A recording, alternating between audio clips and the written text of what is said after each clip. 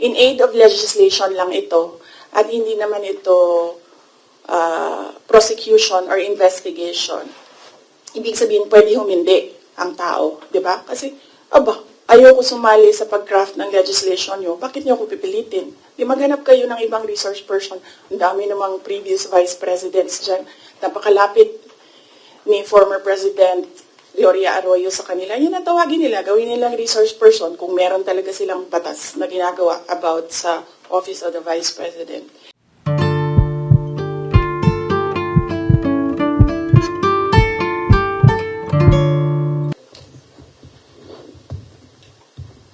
Hi ma'am, good afternoon.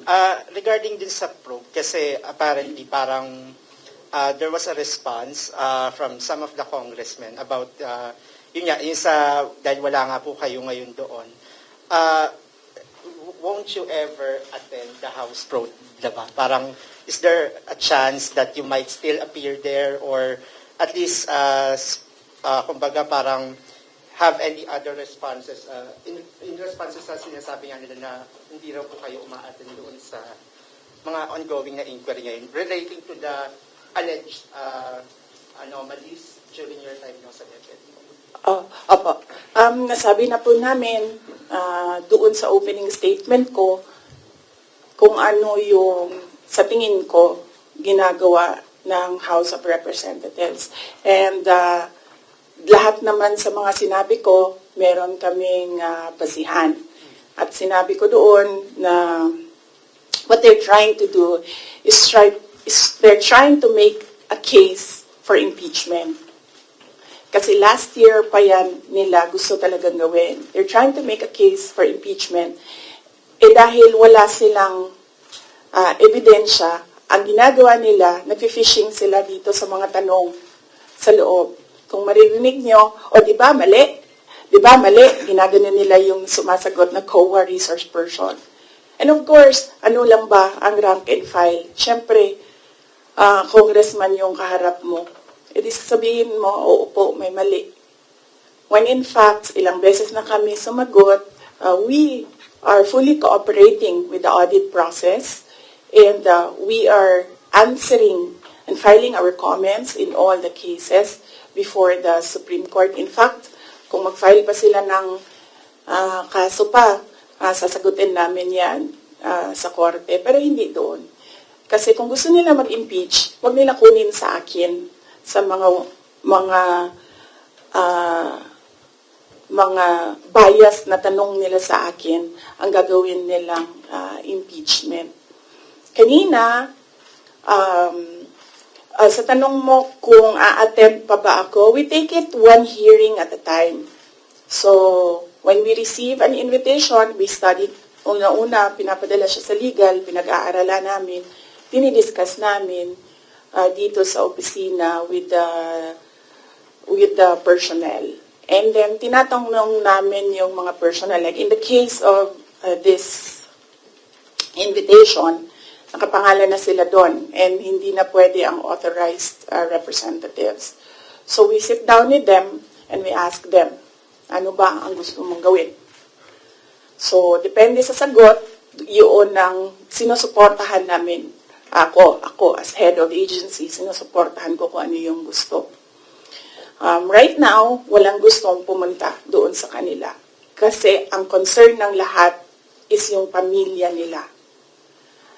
Sa kanila daw sarili, walang problema because they are government employees. So, makakasagot sila. Ang hindi daw nila makontrol is yung paninira sa pamilya nila. At yun ang concern ng lahat ng employees ng dito ng Office of the Vice President. And sabi din ng legal namin, there are valid legal points or legal questions sa nangyayari na hearing, which is the contempt of the letter to Congressman Joel Chua kaninang umaga. Unang-una doon, yung privileged speech mismo ni Congressman Valeriano nagsabi ng unverified claims. So paano ka maggagawa ng hearing based on unverified claims? Hanapin mo muna yung mali. Tapos ka mag-hearing. Hindi yung doon mo hahanapin yung mali sa hearing. Pangalawa, ito yung punto ko nung last akong pumunta sa kanila. Nakalagay sa batas, nakalagay sa constitution natin. Inquiry in aid of legislation. Hindi siya gumamit ng investigation. Sabi niya doon, persons, the right of persons shall be respected. Hindi siya nagsabi ng witnesses. Pero pagdating mo sa rules sa loob ng House of Representatives, rules nila in aid of legislation, ginagamit na nila interchangeably. Inquiry and investigation, persons and witnesses. Mag-decide mo na sila, ano ba sila doon, korte o hindi? Hindi naman sila korte. Paano ko nasabi na gumagalaw sila na parang korte? Nilagay nila doon. The rules of court are supplementary to these rules. So, ibig sabihin, gumagamit na sila ng rules of court. Ang ginagawa nila doon na is an investigation that is akin to the judicial process na ginagawa ng NBI, na ginagawa ng DOJ, na ginagawa ng mga piskal. At ang isa pang punto namin doon sa sulat ay ano yung pangatlo? Kalimutan ko na. Pahingi tubig, sir.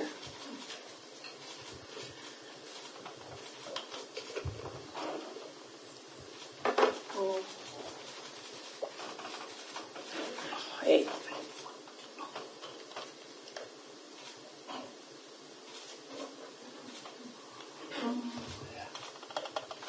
Napagod ako sa kakasulat nito kagabi. Anong oras ito? Pinadala ko. 12:35 a.m. Ito na. Thank you.